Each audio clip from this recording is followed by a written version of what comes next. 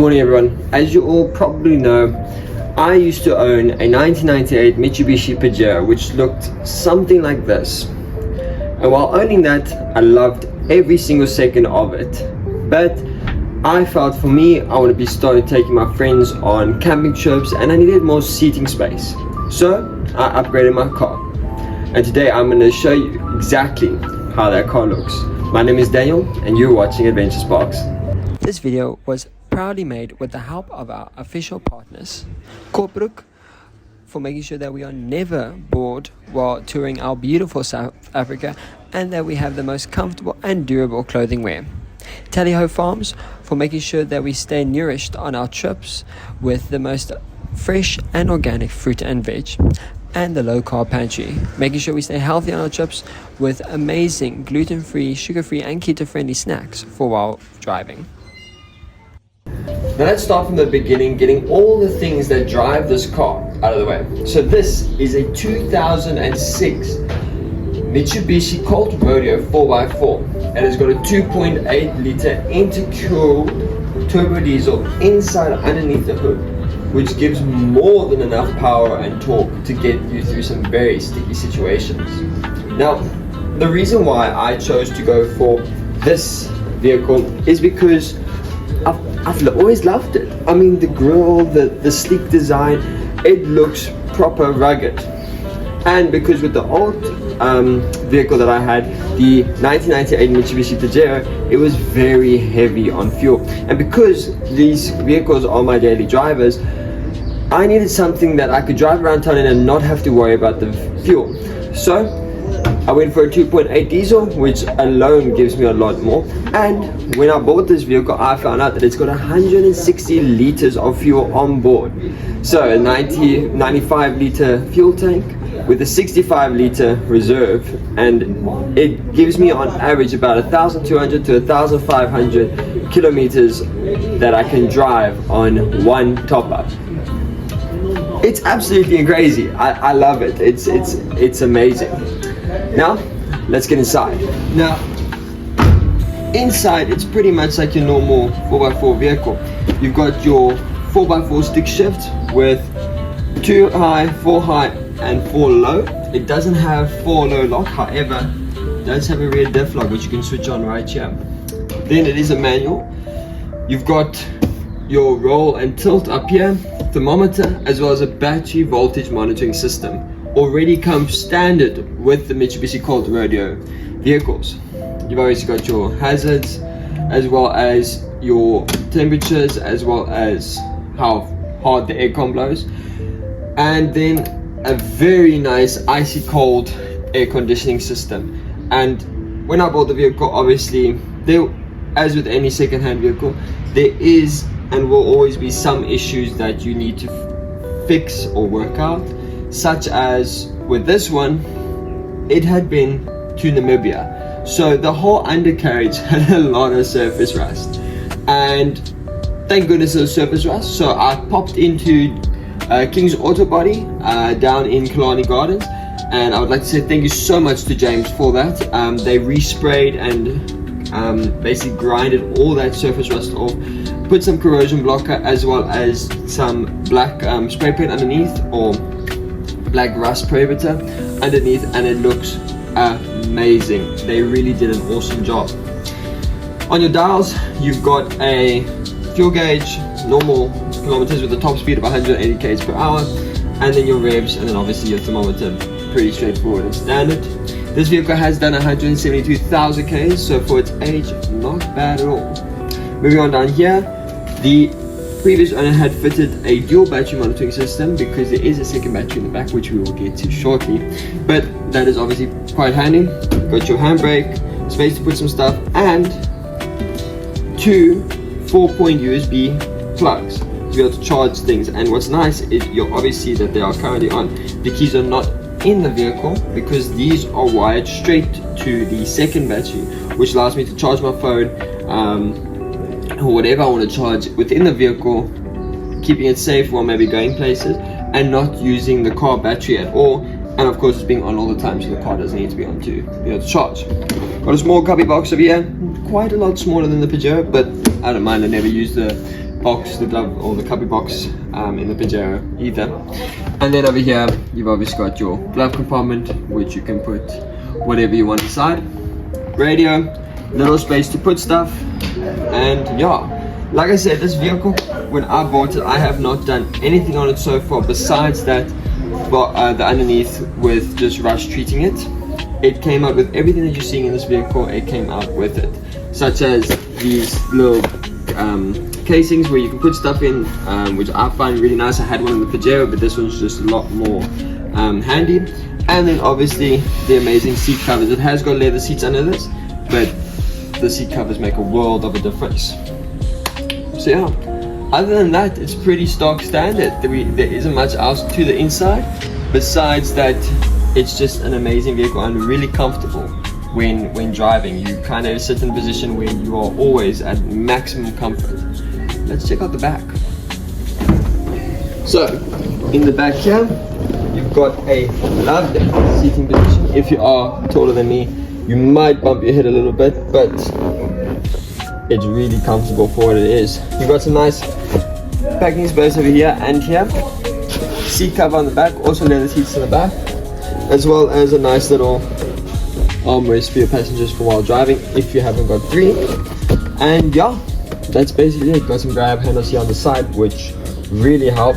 And then also you have got electric window and obviously lock and unlock on the door, and then nice little window in the back to be able to get into the canopy or just be able to open up in the back here for some extra airflow in the back. Otherwise than that, not much. The seats do fold down. Let me see if I can get them to fold down now for you while I'm sitting in here. There we go. So the seats do fold down to expose some packing space behind these seats because of the seat covers, as well as where your jack, your normal jack, as well as the tire, the spare tire hook sits in the vehicle.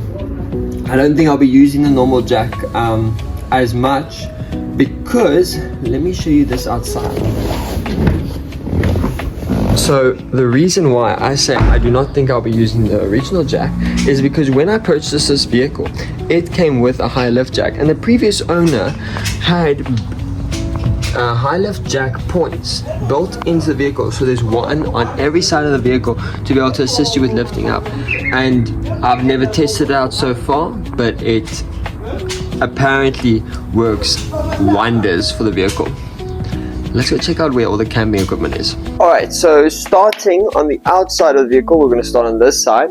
Basically all the camping equipment or extra equipment that the previous owner added onto this vehicle was a nice little roof rack here on the top to pack wood, spare tires if you want to take a second spare tire, or anything really on the top.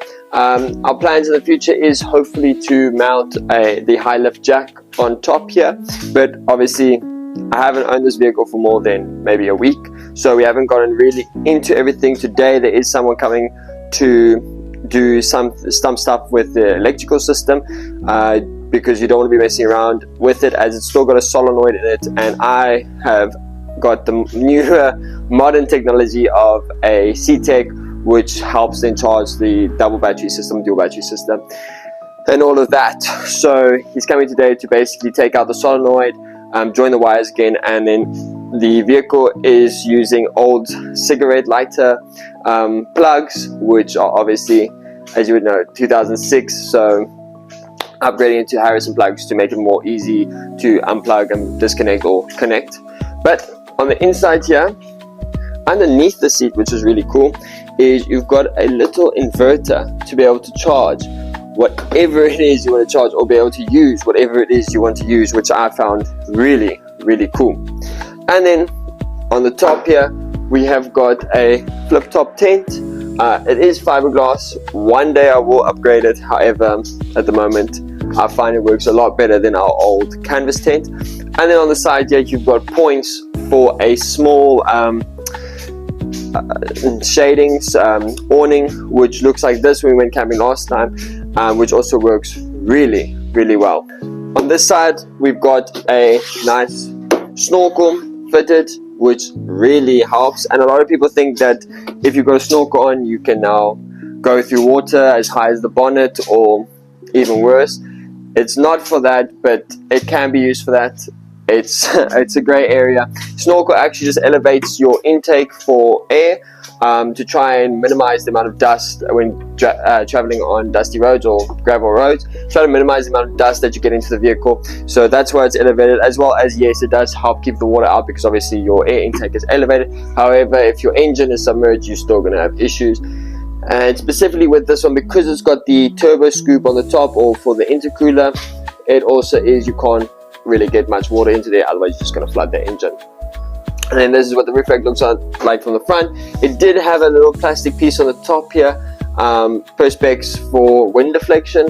However, I felt it made the vehicle not look as nice as it can, so I just unbolted it, removed it, and now I feel it looks very nice. Now this is where all the excitement happens. Obviously I chose the bakkie, as I said, because I'm looking for a bigger vehicle to be able to have friends, but I also have always loved a bakkie, or for any Americans watching us, pickup truck or truck, basically for the fact of that you can't hear anything in the back that's rattling.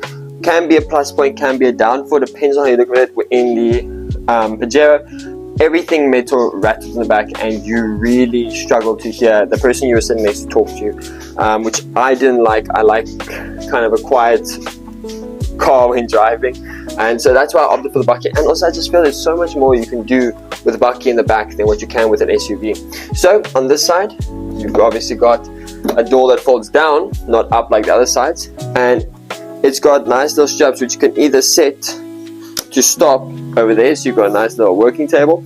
However, it can also fold all the way down to be able to get into the vehicle. So got a 2-plate stove over here connected to the gas boiler at the back, which you'll see shortly.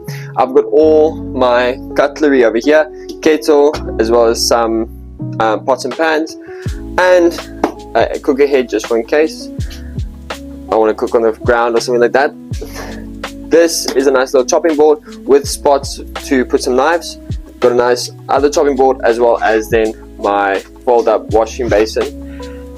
Then you can move this. Let's just take this out quickly. Move this over, and you got some more packing space right down there underneath there by the wheel wells, which actually helps quite a bit. And the same on this side. Just lift this all up, and because it's all strapped down, you can basically lift it up, take it out, and continue to pack down there. Now, as you'll see, when I lifted it up now, it does have a mains charging point here at the back. So basically plug the mains in and it charges the back of the vehicle.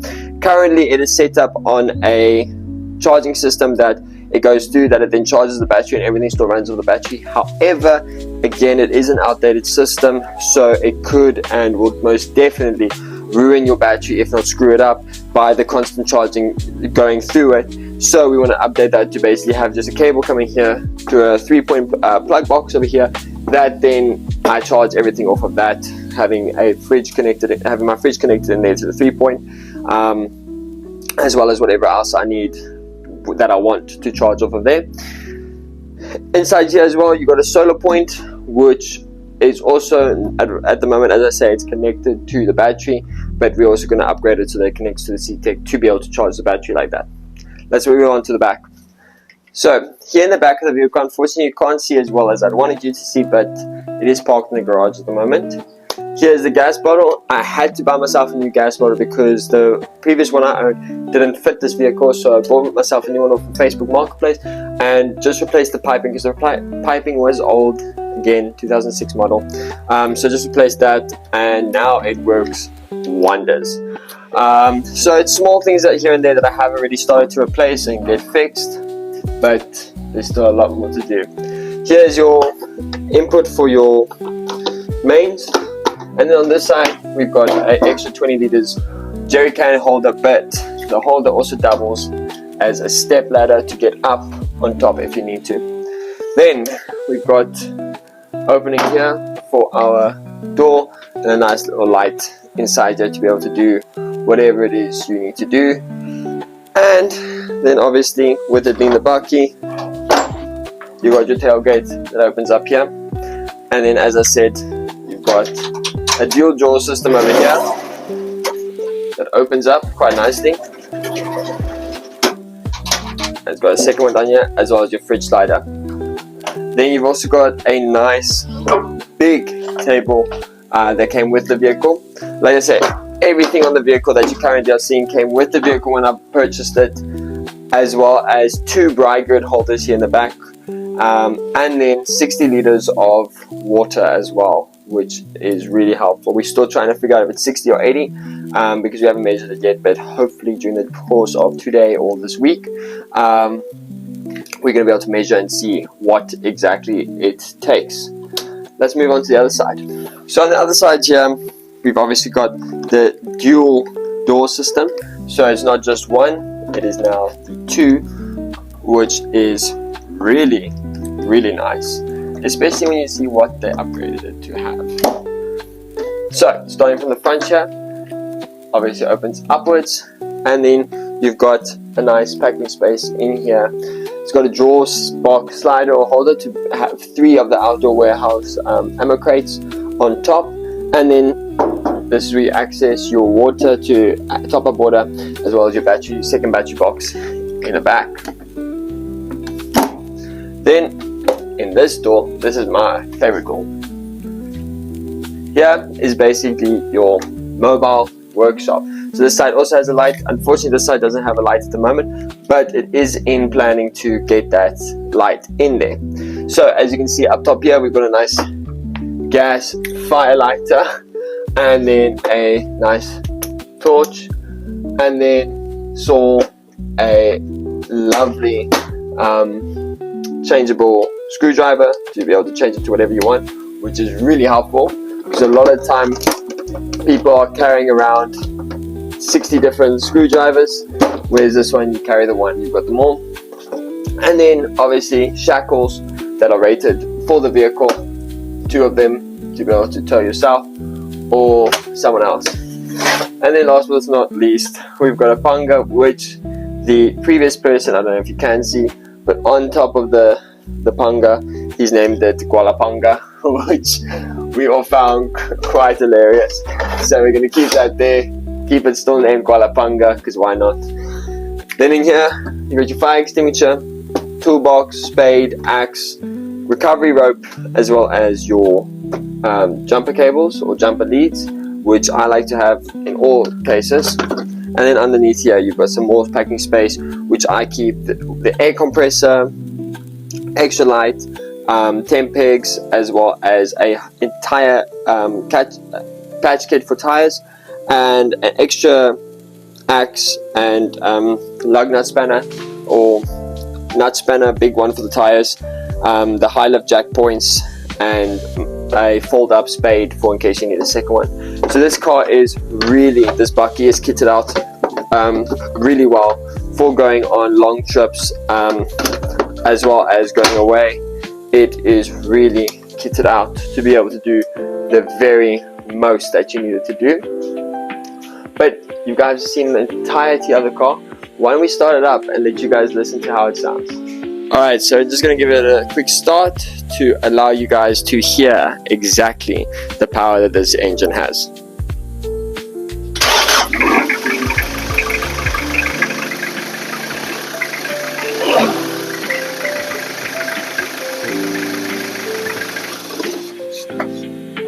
Well, ladies and gentlemen, that was me taking you through my new vehicle for AdventureSparks. I absolutely love it, and there is still a lot of work to be done on the car. When I say that, not much really. As you can see, it is perfect how it is. I love the way it's set up. I might just put my own little fling or flare onto the vehicle to make it my own, but it is absolutely stunning as it is. Thank you guys so much for watching. If you guys haven't already, please click that subscribe button down below. We are on the road to hit 100 subscribers, and we are so close. So if you haven't already, please hit that subscribe button for more videos like this one, and to be able to see what exactly it is that we do to this vehicle. And stay tuned, because we'll be going on another trip later on this month, actually next week. It was going to be myself and 2 of my friends, so people that are new to the AdventureSparks family. We will be taking this vehicle to Maritzburg, where we've been already, to be able to go and have fun and just enjoy it and see if we can actually camp alone without the second vehicle, my dad's vehicle. Thank you guys so much for watching, and we'll see you on the next one. Cheers, guys.